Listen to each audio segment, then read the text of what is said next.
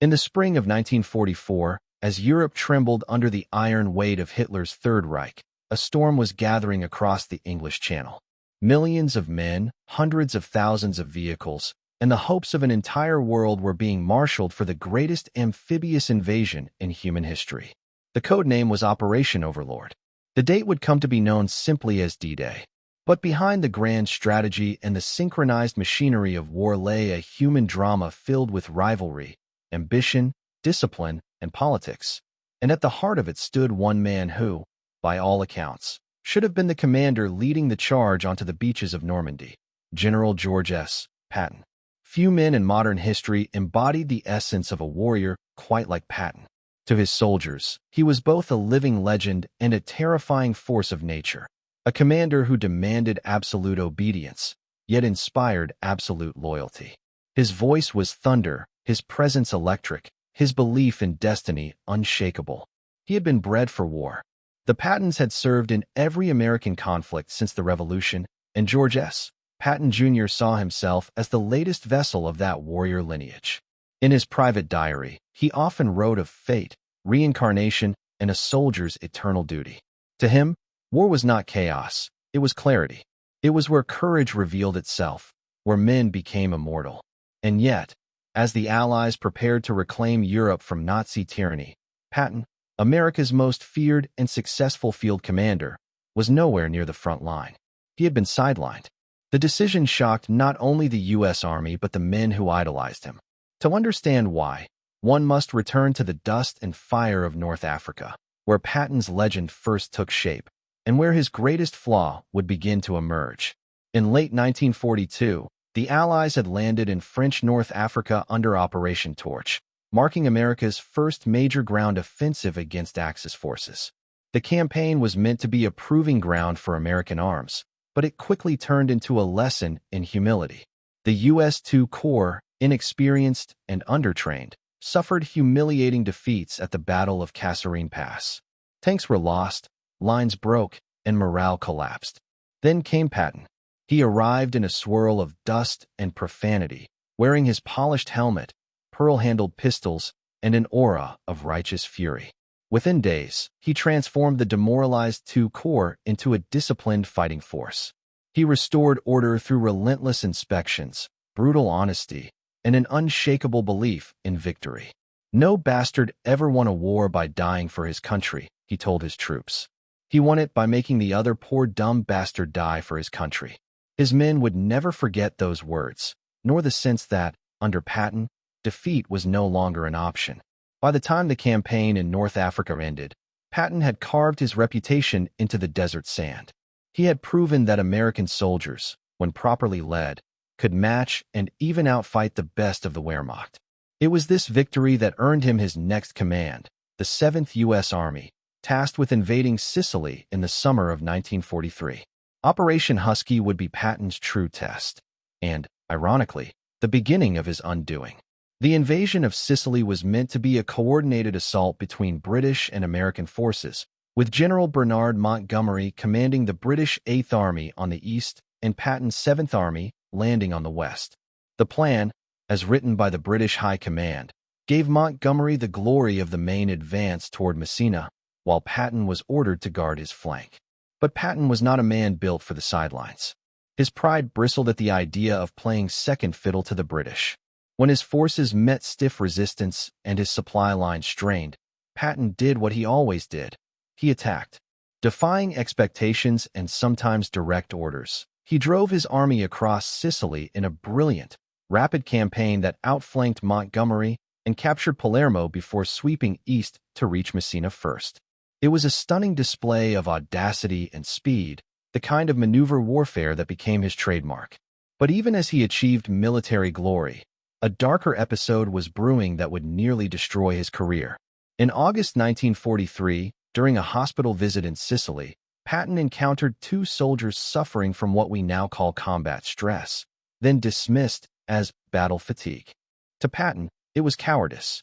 He berated the men, calling them yellow and unworthy of the uniform. In a moment of uncontrollable rage, he slapped one of them across the face. A week later, he did it again to another soldier.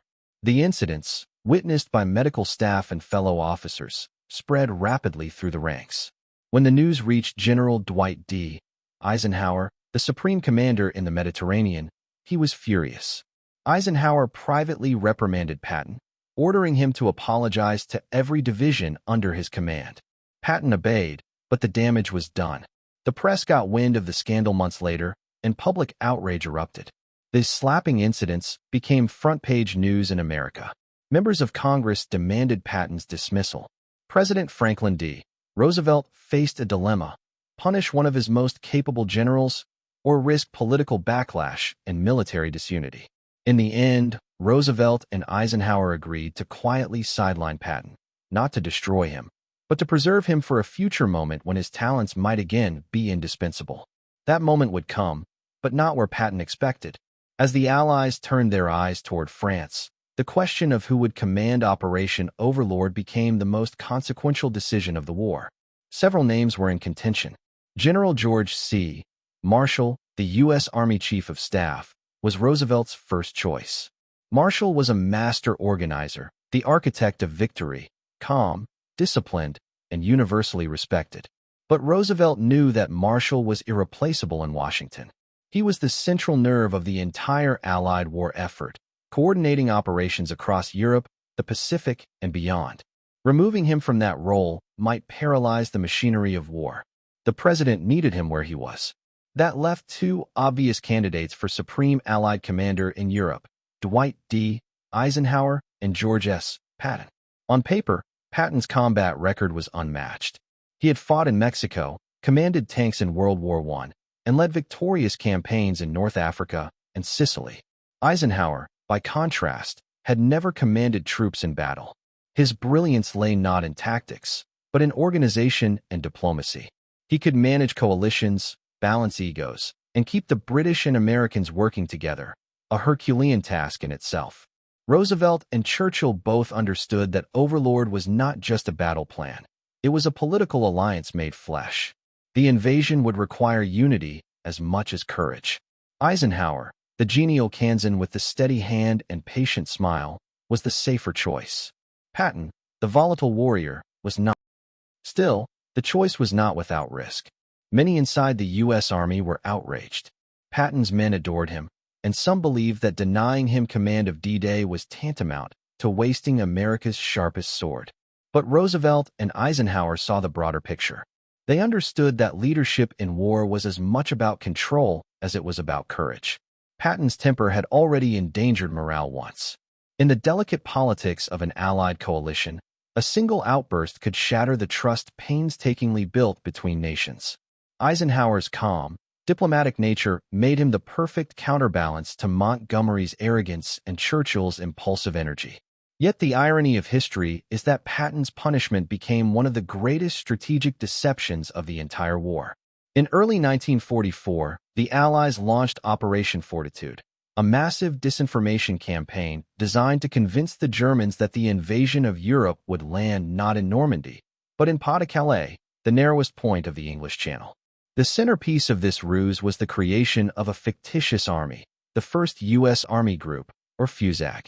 And who better to command this phantom force than the one general the Germans feared above all others, George S. Patton. From the moment Patton was placed in charge of FUSAG, Allied intelligence went into overdrive. Dummy tanks, inflatable trucks, and fake radio traffic created the illusion of a vast army gathering in southeast England. Double agents fed Hitler's intelligence network with reports that confirmed Patton's preparations for an invasion at Calais. The deception was so convincing that even after the landings at Normandy began on June 6, 1944, the German High Command refused to believe it was the main attack.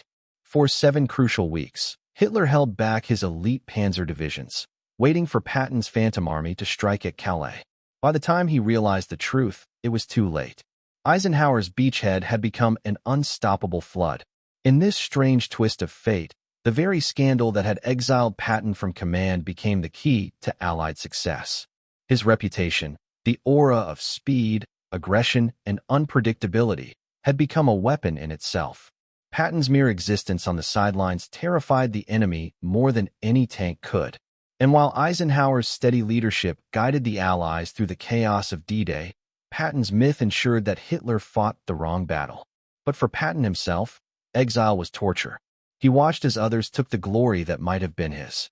His diary entries from this period reveal the anguish of a man who believed he was born for one purpose, to lead men into battle, yet found himself commanding ghosts. "God help me," he wrote, "but I do love it so." He spent his days inspecting fake troops, visiting imaginary divisions, and waiting for the moment when he would again be unleashed. That moment would come soon enough, and when it did, he would tear through France with a vengeance the world would never forget. For now, though, the storm clouds over England darkened as the clock ticked toward June 6, 1944. The greatest invasion in history was about to begin, and George S. Patton, the man many believed should be leading it, remained in the shadows, his fate tied to a deception that would change the course of the war. The dawn of June 6, 1944, broke beneath a churning gray sky. The English Channel heaved under the weight of the largest invasion fleet ever assembled, over 5,000 ships, tens of thousands of landing craft, and an army of men staring toward the coast of France. As the first wave struck the beaches of Normandy, chaos reigned. German artillery thundered from hidden bunkers, waves of machine gun fire tore through the surf, and the sea turned crimson with blood. The Allies had arrived in Europe, and the world held its breath. But while the world watched the beaches of Normandy, the Germans kept their gaze fixed on another shore, Pas de Calais. There, across the narrowest point of the channel, Hitler believed the true invasion would come. And waiting to lead it, in his imagination, was the one man he feared above all others, General George S. Patton. The deception had worked to perfection. Operation Fortitude had created an illusion so vast, so intricate, that even as American and British troops fought and died in Normandy, the German high command refused to move their panzer divisions from Calais. To them, Normandy was a diversion, a trap, and Patton, the master of blitzkrieg, would surely deliver the killing blow at Calais any day now. Every hour that Hitler hesitated bought Eisenhower's forces precious time. The real invasion, the one Patton was not allowed to lead, gained its foothold because of the myth that surrounded his name. It was the ultimate irony of war. A general who had been sidelined by scandal now held the enemy in paralysis through reputation alone. And yet, as tanks rolled ashore and Allied troops clawed their way through the hedgerows of Normandy, Patton was nowhere near the fighting. He sat in England, inspecting fake divisions, pacing through empty camps filled with rubber tanks and wooden aircraft. For a man of his temperament, it was a living hell. Patton's letters and diary entries from that time reveal the torment of exile. "I have no purpose," he wrote in May 1944. "I am a general without an army. I am a soldier chained." His staff could see the restlessness building inside him, the impatience, the fury, the hunger to return to battle. He spent hours poring over maps of France, memorizing every road, every river, every possible axis of advance. Even in enforced idleness, his mind waged war. He would stand before his staff, tracing routes in the air with his riding crop, declaring that once he was unleashed, he would drive through France like a hot knife through butter. They believed him. Everyone who served under Patton believed him. In Washington and London, the debates continued. Eisenhower's position as supreme commander was secure, but the question of when and where to reassign Patton remained delicate. The slapping scandal still lingered in public memory, and Roosevelt's political advisors warned that bringing Patton back too soon could reignite controversy. But as the Normandy campaign dragged on, the Allied advance slowed to a crawl. The Bocage country, a nightmarish maze of hedgerows and narrow lanes, swallowed tanks and men alike. Progress was measured in yards, not miles. Casualties mounted. What Eisenhower needed now was not diplomacy, but aggression, someone who could break the deadlock, shatter the German line, and drive the enemy into full retreat. In other words, he needed George S. Patton. And so, in early July 1944, the warrior was finally recalled to battle. Officially, his assignment was to command the newly formed 3rd U.S. Army. Unofficially, it was redemption. Patton knew that this was his chance, perhaps his last, to prove that his genius for war outweighed his flaws as a man. He arrived in Normandy like a force of nature, his energy radiating through every soldier he encountered. "I don't want to get any messages saying, 'I'm holding my position,'" he told his men. "We're not holding anything. We're advancing constantly." When the breakout came, it was like lightning splitting the sky. Operation Cobra, launched on July 25, 1944, was the hammer blow that cracked open the German defenses.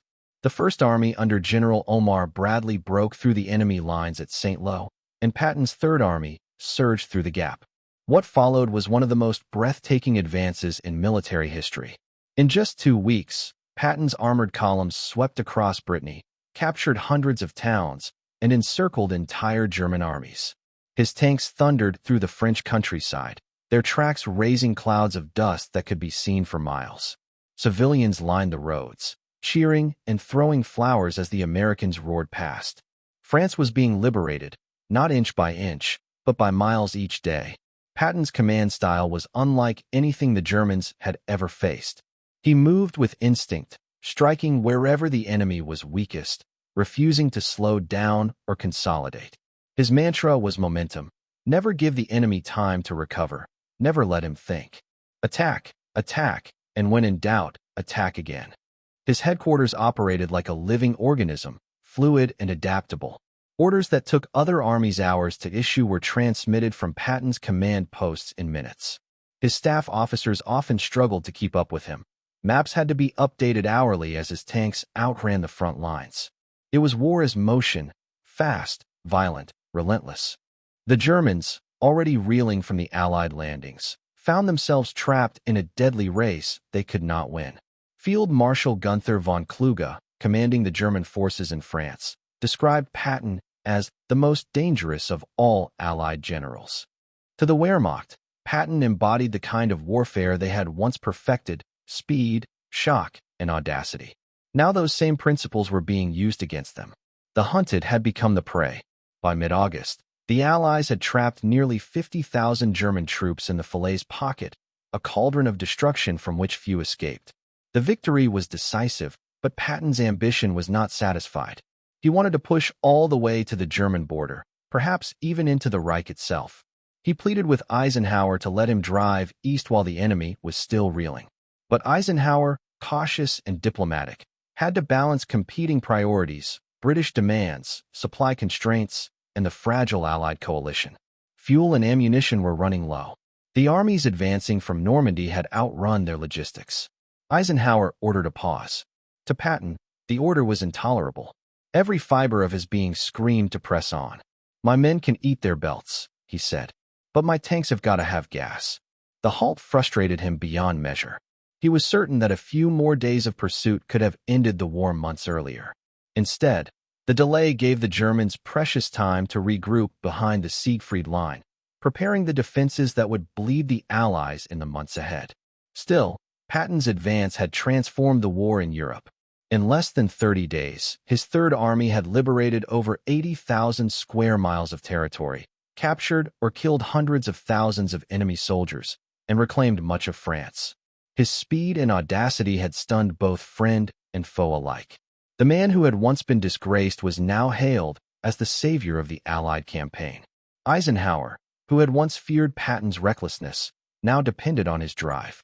And yet, between them, a quiet tension remained, a respect born of necessity, tempered by rivalry. Eisenhower knew that Patton's genius came with volatility, and Patton knew that Eisenhower's diplomacy sometimes dulled the edge of war. But together, they formed the dual heartbeat of the Allied advance, one steady, the other explosive. As the summer of 1944 gave way to autumn, Patton's Third Army continued its relentless push toward Germany. The cities of Reims, Nancy, and Metz fell one after another.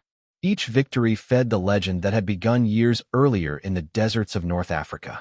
French civilians compared him to Napoleon. His soldiers called him Old Blood and Guts. And Patton, for all his bravado, knew the cost of that nickname. He often told his men, "It's my blood and your guts." Beneath the swagger lay a fierce love for the soldiers who followed him. He visited hospitals, wrote personal letters to the families of the fallen, and demanded that every wounded man receive the best possible care. He was harsh, yes, sometimes brutally so, but his men knew he would never ask of them what he would not do himself. The press, once eager to condemn him, now glorified his triumphs. Newsreels showed him standing in his open jeep, binoculars in hand, his polished helmet gleaming under the European sun. To the public, he looked every inch the conquering hero. Yet inside, Patton was haunted by the thought that history would remember him as the general who had been denied his rightful command at D-Day. He admired Eisenhower, but he could not forget the sting of being passed over. "I would give my soul," he wrote bitterly, "to lead such an attack." Still, the war had a way of erasing old wounds, or at least covering them with new ones. As Patton's tanks rolled toward the Moselle River, Germany lay just beyond the horizon. The final act of the European war was approaching, and though Patton did not know it yet, his destiny would soon carry him through the most desperate winter of the conflict, a season of snow, blood, and iron will that would test every ounce of his courage and command. By the fall of 1944, the war in Europe seemed on the verge of ending. The Allies had crossed France in a whirlwind, Paris had been liberated, and the German army appeared to be in full retreat. In Washington and London, talk of victory before Christmas filled the air. But those who had fought the Germans before, men like Patton, knew better. They understood the enemy's capacity for resilience, for striking back when least expected. Beneath the ruins of the Reich, the Wehrmacht still had fight left in it, and Adolf Hitler, cornered but defiant, was not yet done with his gamble for history. As Patton's Third Army approached the German frontier, the war shifted from movement to attrition. Gone were the sweeping advances across open countryside. Now came the grim reality of fortified towns, concrete bunkers, and bitter street fighting. Supply lines stretched thin. Autumn rains turned the roads into rivers of mud. Tanks bogged down. Trucks broke under the weight of endless miles, and the energy that had carried the Allies through summer began to fade. Patton's men, exhausted but unyielding, dug in for what they hoped would be the final push into Germany. Yet, as the leaves fell and the skies darkened, an eerie calm settled across the front, the calm that comes before a storm no one expects. In December 1944, Hitler made his final great gamble. He gathered what remained of his armored strength, over 200,000 men and 1,000 tanks, and hurled them through the Ardennes forest in a surprise offensive aimed at splitting the Allied front in two. His goal was audacious: seize the port of Antwerp, encircle the Allied armies, and force a negotiated peace on the Western Front. The attack came with the fury of winter itself. On December 16th, under cover of fog and snow, the German Panzers struck the thinly held American lines. Entire divisions were overrun in hours. Towns like St. Vith and Malmedy fell under siege. In Bastogne, the 101st Airborne Division found itself surrounded, cut off from supply and reinforcement. The Allies were stunned. Intelligence had missed the buildup, and the sudden ferocity of the assault shattered their belief that Germany was finished. The front bulged westward, giving the battle its name, the Battle of the Bulge. Eisenhower's headquarters scrambled to respond. In the chaos, one voice rose above the confusion, calm but urgent: George S. Patton's. Patton had sensed something brewing. Weeks before the offensive, he had ordered his staff to draft contingency plans for a sudden German attack in the Ardennes. His intuition, part instinct, part experience, told him that Hitler was not done fighting. So when the call came from Eisenhower's headquarters, asking what Patton could do to relieve the collapsing front, his answer was immediate: "I can attack with 3 divisions in 48 hours." Those words stunned the room. Moving an entire army 90 degrees in the middle of winter, across frozen terrain, over congested roads, through mud and snow, was thought impossible. Yet Patton was already in motion. His staff, long accustomed to his lightning decisions, had prepared the orders in advance. Within hours, the Third Army pivoted north like a massive steel tide, its columns stretching for miles, engines roaring through the night. Soldiers slept on tanks, ate from ration tins, and pushed through blizzards so fierce that visibility dropped to mere yards. They advanced by instinct and faith, guided only by Patton's unyielding will. Meanwhile, in Bastogne, the 101st Airborne was holding out against overwhelming odds. Surrounded by German forces, low on ammunition and supplies, they refused to surrender. When the German commander demanded their capitulation, Brigadier General Anthony McAuliffe sent back a single-word reply that would enter military legend. Nuts. It was a defiant echo of the spirit Patton himself had instilled in the American army, the refusal to yield, no matter the odds. Patton saw in Bastogne not just a tactical objective, but a symbol. To him, the relief of that town would be more than a maneuver. It would be a message to the world that the American spirit could not be broken. Yet nature itself conspired against him.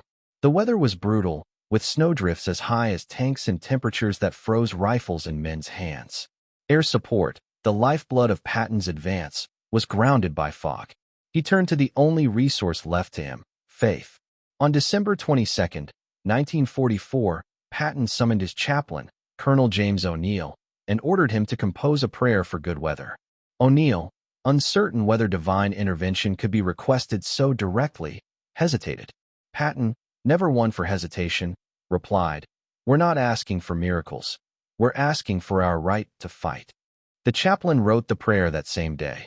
"Almighty and most merciful Father, we humbly beseech Thee of Thy great goodness to restrain these immoderate rains with which we have had to contend. Grant us fair weather for battle." Patton had it printed and distributed to every man in the Third Army. 2 days later, the skies cleared. The snow stopped.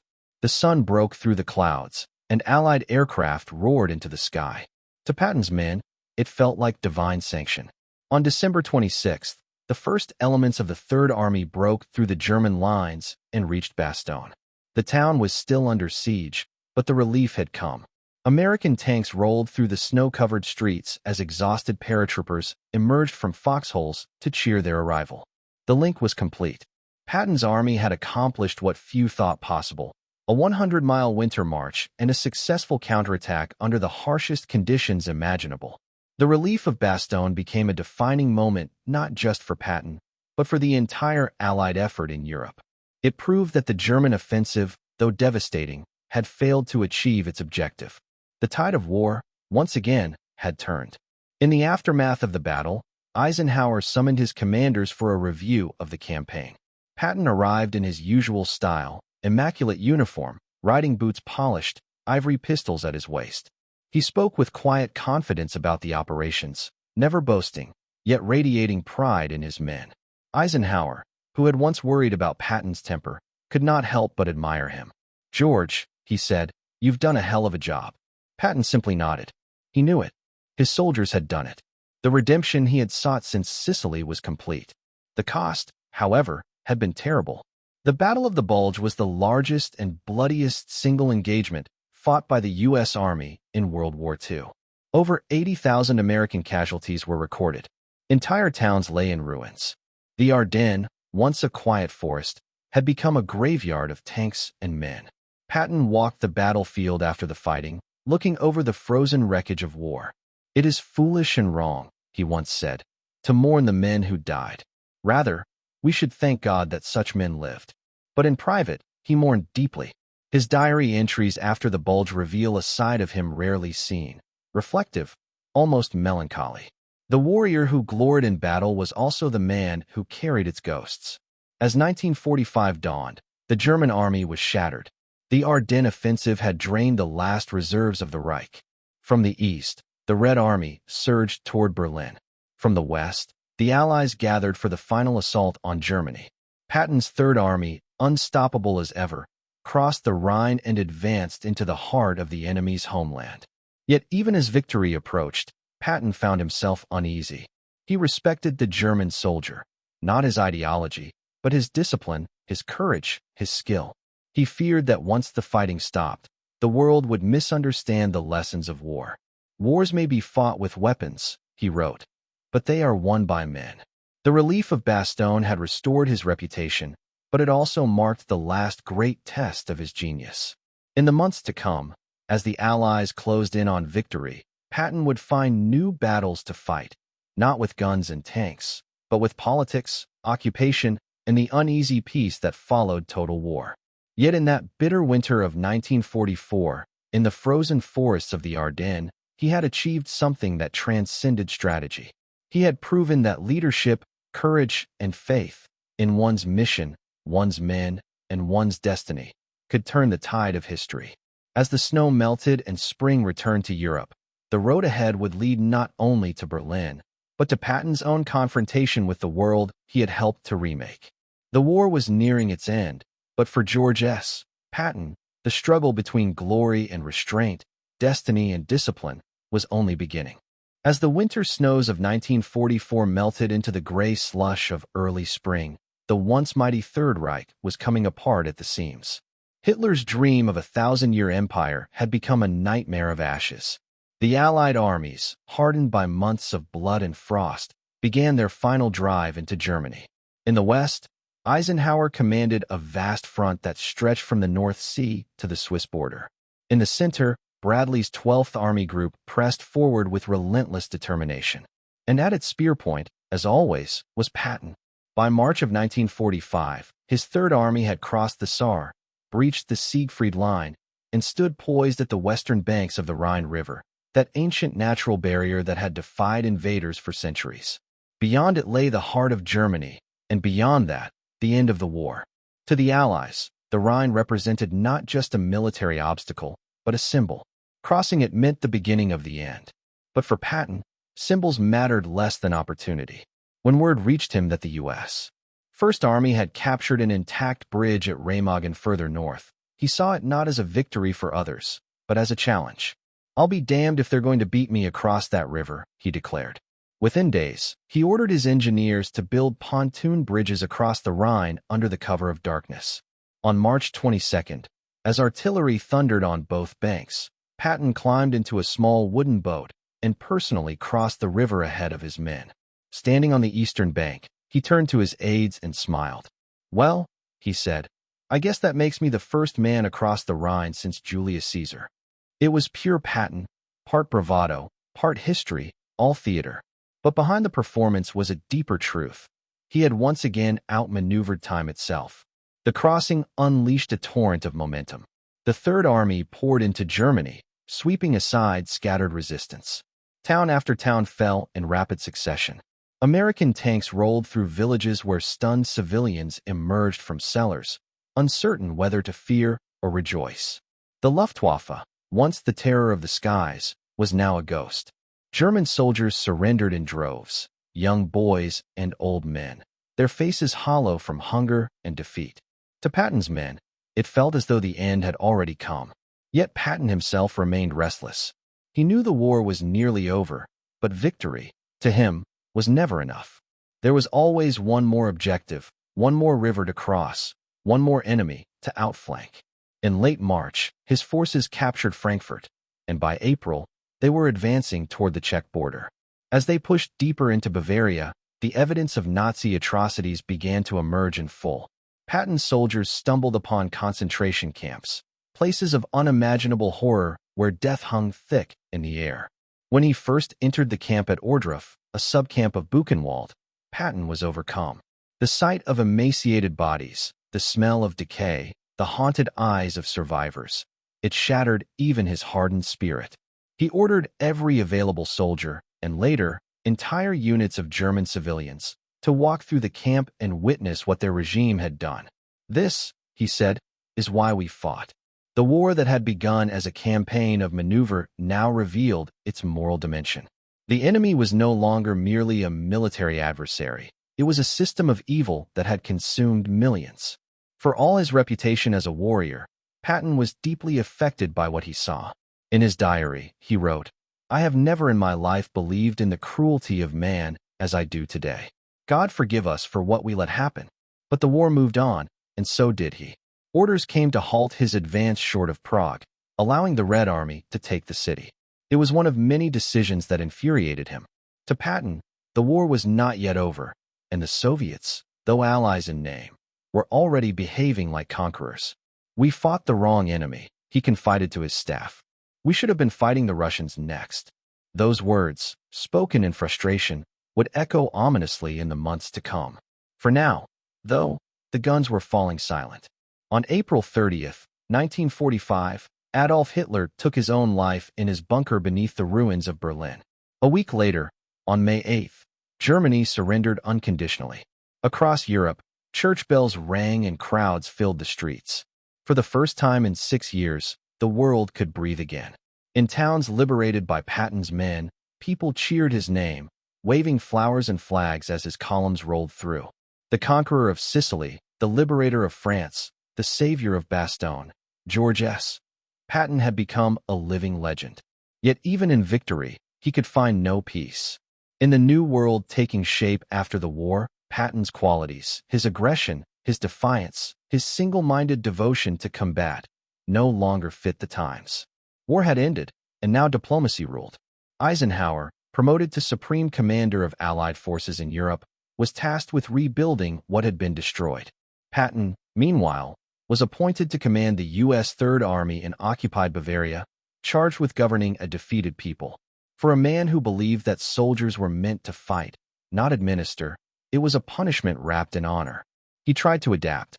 He enforced strict discipline among his troops, ensuring that occupation remained orderly. He restored public services, reopened factories, and worked to stabilize the region.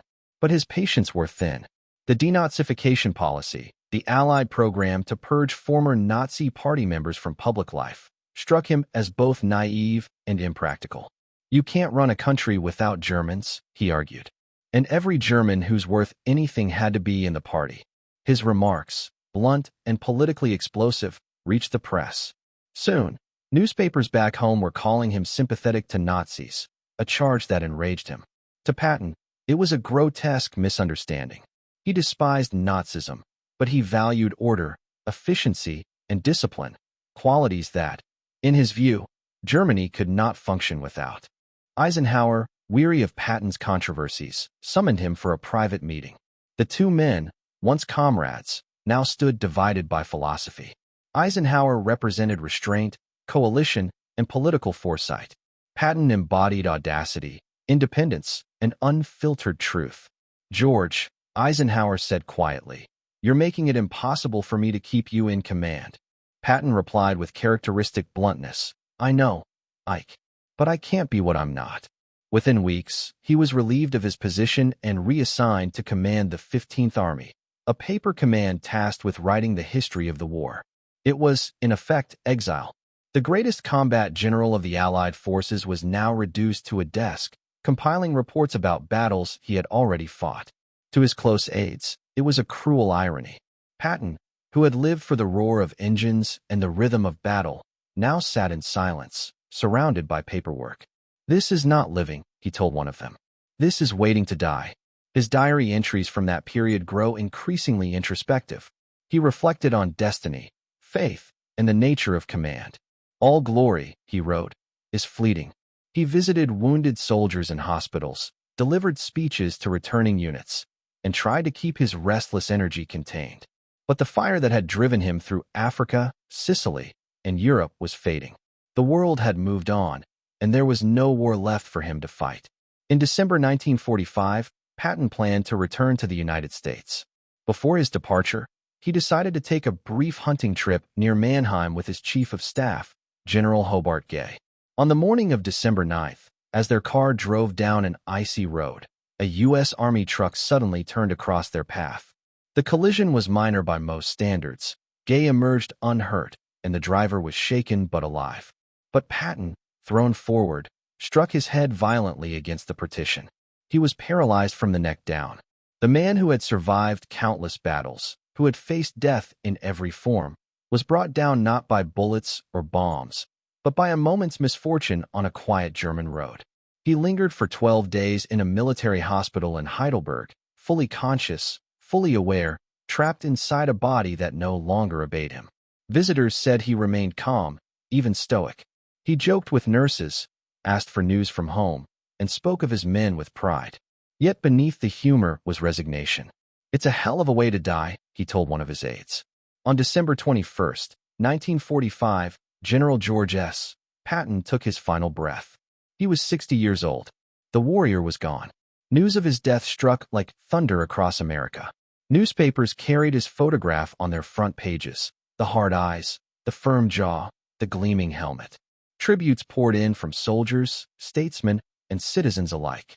Eisenhower called him a magnificent soldier. Bradley said he was the greatest field commander our army has produced. To his men, he was simply old blood and guts, the general who had led them to victory and refused to accept anything less than greatness. He was buried in the American cemetery at Ham, Luxembourg, among the soldiers who had died under his command during the Battle of the Bulge. His grave, modest and unadorned, lies at the head of more than 5,000 white crosses. Even in death, he leads his men.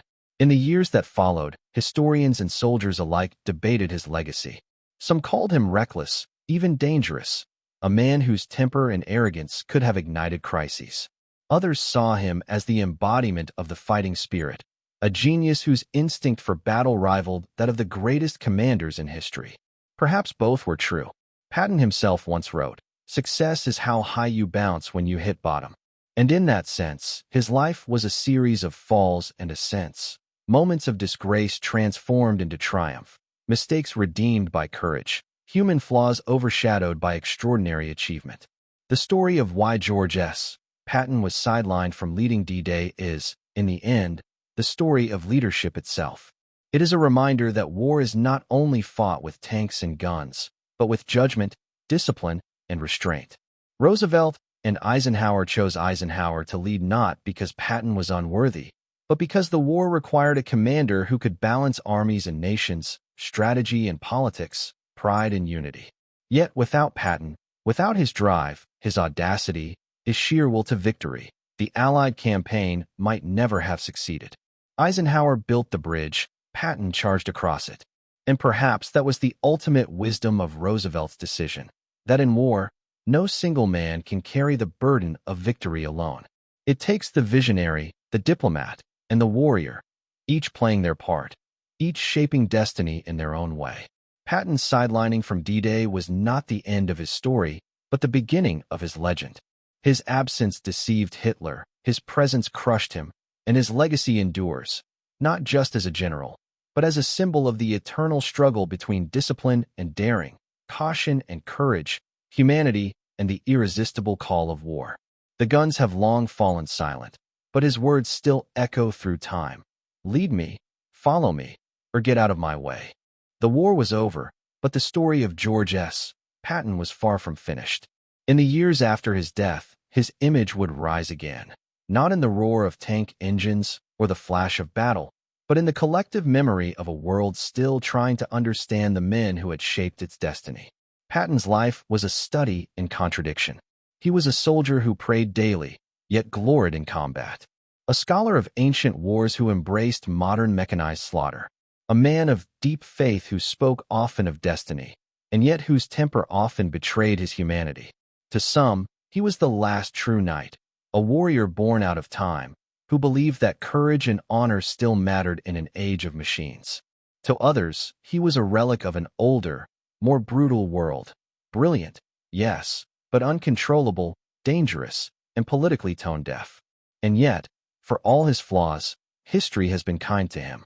The world remembers Patton not for his missteps, but for his victories, for the clarity of his purpose in the fog of war, for his refusal to yield when others faltered, and for his ability to turn chaos into momentum. His sidelining from D-Day, once seen as punishment, is now understood as an act of strategic genius. By placing him at the head of the Phantom 1st U.S. Army Group, the Allies transformed his reputation into a weapon, one that deceived Hitler more effectively than any camouflage or cipher. Historians have long debated the question, what would D-Day have looked like under Patton's command? Some imagine a faster, more aggressive breakout, fewer days on the beaches, more risk, perhaps more loss, but a swifter march to victory. Others argue the opposite, that Patton's impatience and volatility might have fractured the fragile alliance, creating conflicts between the British and Americans at the worst possible time. In truth, no one can know. What we do know is that Eisenhower's steady hand and diplomatic balance were precisely what the invasion required. The scale of D-Day was not just military, it was political, logistical, and psychological.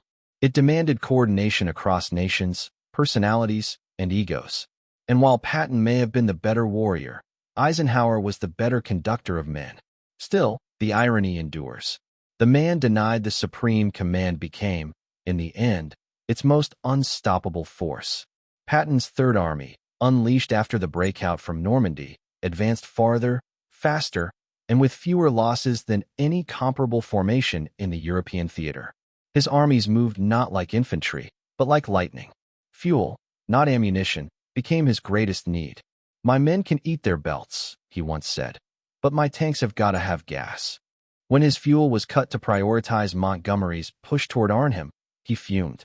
"I could have ended this war in weeks," he wrote, "if they'd only let me." Perhaps he was right. Or perhaps, in his haste, he would have overreached. History rarely rewards hypotheticals, only outcomes. What cannot be denied is his gift for leadership. Patton's presence transformed soldiers. He believed, more than anything, that men fought not for abstract ideals, but for pride, for the respect of their comrades and the confidence of their leader. Men, he told his troops before battle, do not die for their country. They die for one another. His speeches, raw and unfiltered, were designed to ignite courage. He spoke of guts, glory, and killing, not because he loved violence, but because he understood fear. He knew that in war, hesitation kills faster than bullets. His words were a shield, his anger a weapon. Beneath it all was care, the fierce, uncompromising care of a commander who demanded everything from his men because he was willing to give everything himself. Modern military academies still study his campaigns. The dash through France, the relief of Bastogne, the crossing of the Rhine, all remain textbook examples of operational brilliance. His use of rapid mobility, decentralized command, and shock tactics foreshadowed the principles that would later define modern warfare.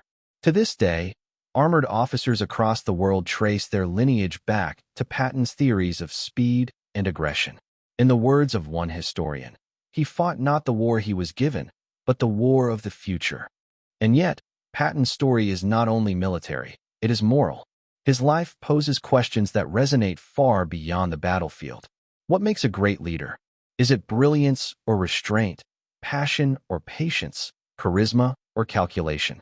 Patton embodied one side of that equation, Eisenhower the other.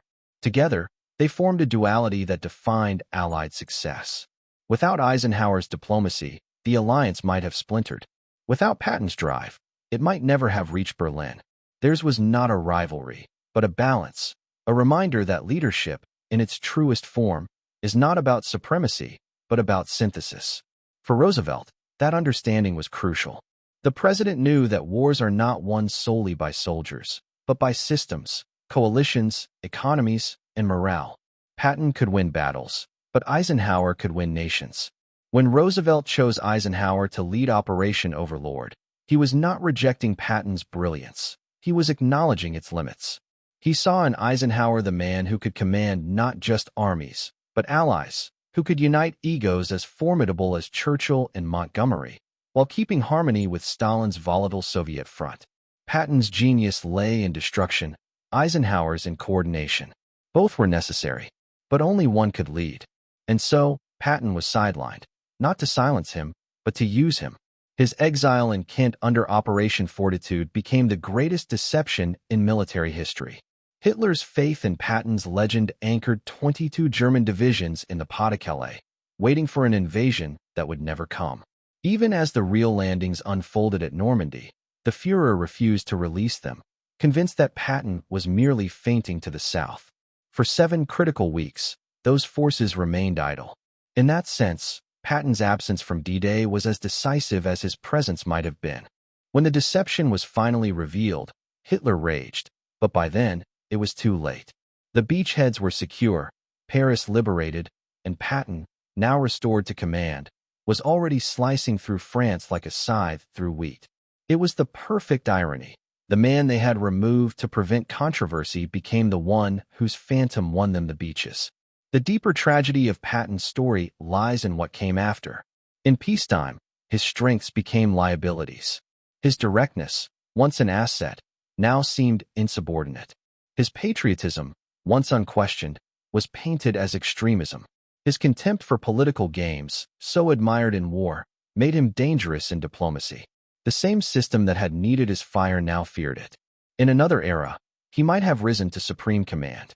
But the post-war world was built not on boldness, but on compromise. The soldier who had mastered movement could not master stillness. And yet, perhaps it was better this way. Patton's legend remained unblemished by the slow disillusionment of occupation or bureaucracy. He died as he had lived, defiant, restless, untamed. His final resting place in Luxembourg became a pilgrimage site for generations of soldiers. Even today, visitors leave coins, medals, and notes on his grave. Some say they can almost hear his voice in the wind, barking orders, urging them onward. In the decades that followed, Patton's image would take on mythic proportions. The 1970 film Patton, starring George C. Scott, introduced his story to a new generation. The opening scene, Patton addressing his troops in front of a giant American flag, became one of the most iconic moments in cinematic history. But beyond Hollywood's drama lies the real man, complex, flawed, brilliant, and painfully human.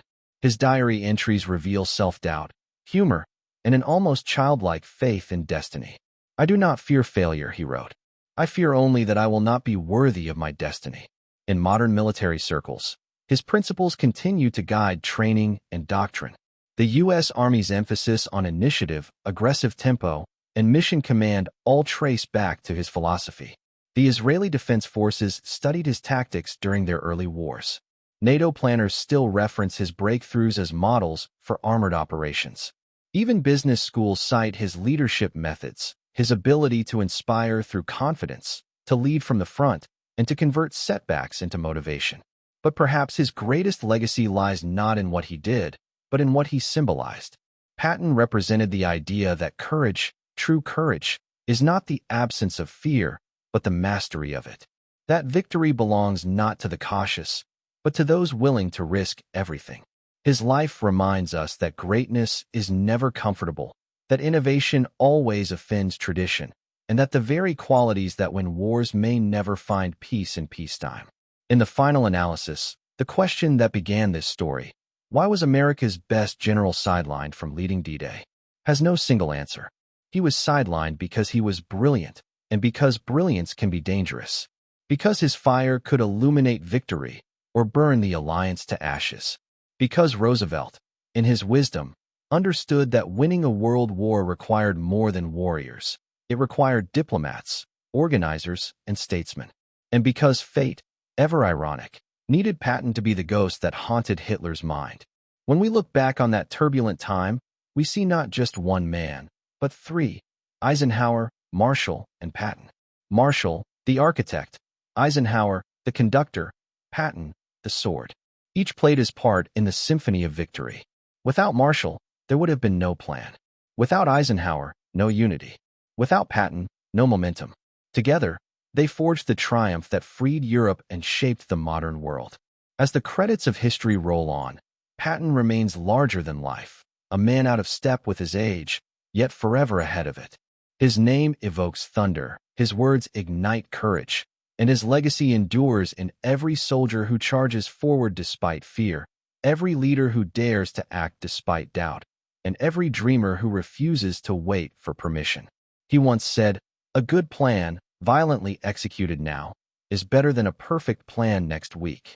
Perhaps that line best captures his spirit: impatient with hesitation, intolerant of mediocrity, obsessed with movement, with doing, with winning. In that relentless drive lies the essence of America's best general, and the reason why history could never contain him to one command, one battle, or even one war. Because George S. Patton did not merely fight wars. He was war, its fury, its brilliance, its tragedy, and its timeless lesson. And though decades have passed, the echo of his command still reverberates through the pages of time. Lead me, follow me, or get out of my way.